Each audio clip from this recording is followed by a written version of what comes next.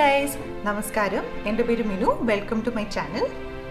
വീഡിയോയിലേക്ക് പോകുന്നതിന് മുമ്പ് ഞാൻ നിങ്ങളെ ഓർമ്മിപ്പിക്കട്ടെ, like, share, bell icon press ചെയ്യുക, സബ്സ്ക്രൈബ് ഓൾ ഞെക്കുക. എന്നാലേ നിങ്ങൾക്ക് ഞാനിടുന്ന വീഡിയോസിൻ്റെ നോട്ടിഫിക്കേഷൻസ് കിട്ടത്തുള്ളൂ. ഓക്കെ, അപ്പോൾ ഇന്ന് നമ്മൾ ഉണ്ടാക്കാൻ പോകുന്നത് എൻ്റെ ഫേവറേറ്റ് വെജിറ്റബിൾ ആണ്. അല്ല, പാവയ്ക്കയും മാങ്ങയും കൂടി ചേർത്തിട്ടുള്ള ഒരു കറിയാണ് നമ്മളിന്ന് ഉണ്ടാക്കാൻ പോകുന്നത്. പൊതുവേ എനിക്ക് പാവയ്ക്കയുടെ കയ്പ്പ് സഹിക്കാൻ പറ്റൂല. അപ്പോൾ ഇങ്ങനെ നമ്മൾ ഉണ്ടാക്കുവാണെങ്കിൽ ഏകദേശം നമുക്ക് അഡ്ജസ്റ്റ് ചെയ്തത് കഴിക്കാൻ പറ്റും.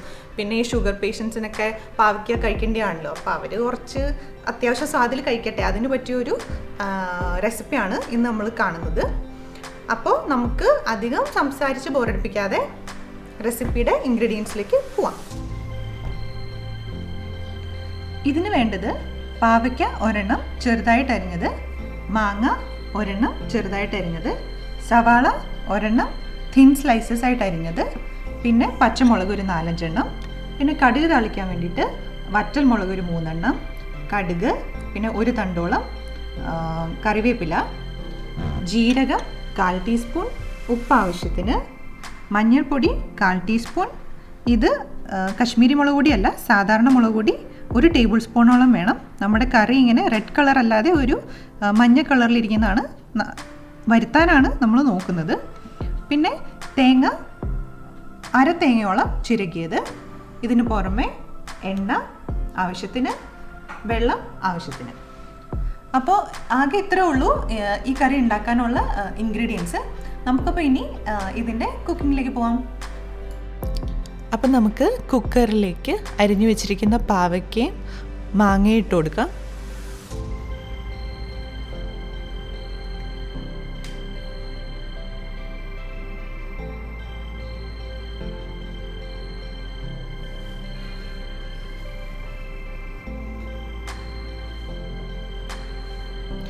അരിഞ്ഞു വെച്ചിരിക്കുന്ന സവാള,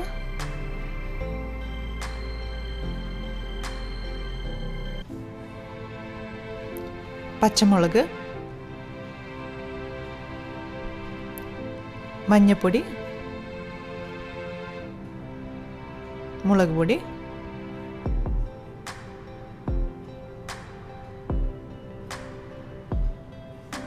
ഉപ്പ്,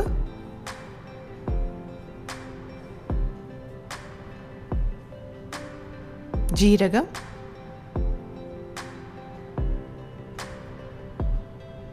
അതിൻ്റെ പുറമെ ഈ വെജിറ്റബിൾസ് നികന്ന് കിടക്കുന്ന പോലെ വെള്ളം ഒഴിക്കണം.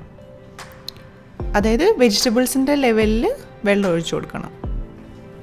എന്നിട്ട് നമുക്കിത് അടച്ചു വെച്ച് വേവിക്കാം. ഒരു 3 വിസിൽ അടിക്കുന്നവരെ നമുക്ക് വെയിറ്റ് ചെയ്യാം.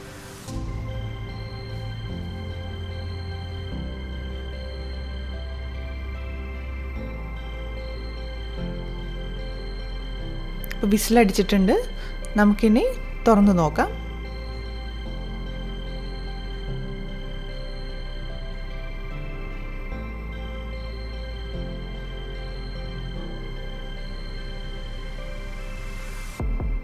ഒന്ന് ഇളക്കി കൊടുക്കാം. വെജിറ്റബിൾസൊക്കെ വെന്തിട്ടുണ്ട്.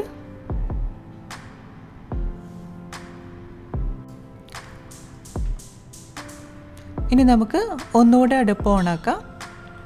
കറി ഒന്ന് തിളപ്പിക്കാം.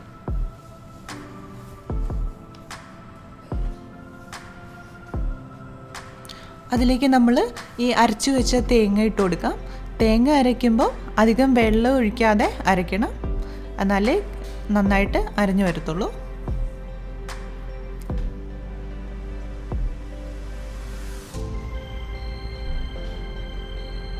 ഇത് അരമുറി തേങ്ങ അരച്ചതാണ്.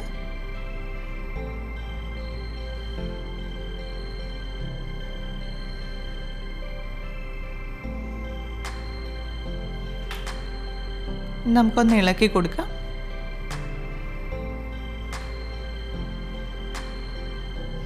ഉപ്പും പുളിയൊക്കെ ഉണ്ടോ എന്ന് ചെക്ക് ചെയ്ത് നോക്കാം.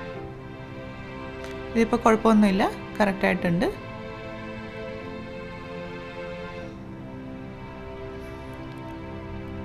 തിളച്ച് തുടങ്ങി, അത്രയും മതി. നമുക്ക് ഓഫ് ചെയ്യാം. എന്നിട്ട് അടച്ചു വയ്ക്കാം.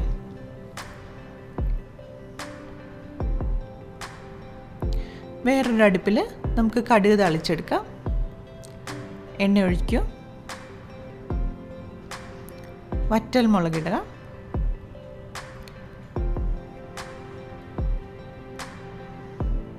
കടുക്,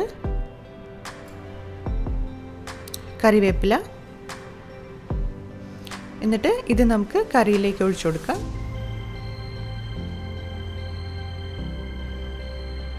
എന്നിട്ടൊന്ന് ഇളക്കി വയ്ക്കാം. എന്നിട്ട് നമ്മൾ കുറച്ച് നേരം അടച്ചു വയ്ക്കണം. എന്നാലേ ആ കടുക് താളിച്ചതിൻ്റെ വാസനയൊക്കെ അതിൽ നിൽക്കത്തുള്ളൂ. അപ്പം നമ്മൾ ഉദ്ദേശിച്ച നിറത്തിലും ടേസ്റ്റിലും നമ്മുടെ പാവയ്ക്ക മാങ്ങാക്കറി റെഡി ആയിട്ടുണ്ട്. നിങ്ങളെല്ലാവരും ഇത് വീട്ടിൽ ട്രൈ ചെയ്തിട്ട് നിങ്ങളുടെ കമൻറ്റ്സ് എന്നെ അറിയിക്കണം. ഉറപ്പായിട്ടും ഇഷ്ടമാവും. അപ്പം നമുക്കിനി അടുത്ത വീഡിയോയിൽ കാണാം. ബൈ.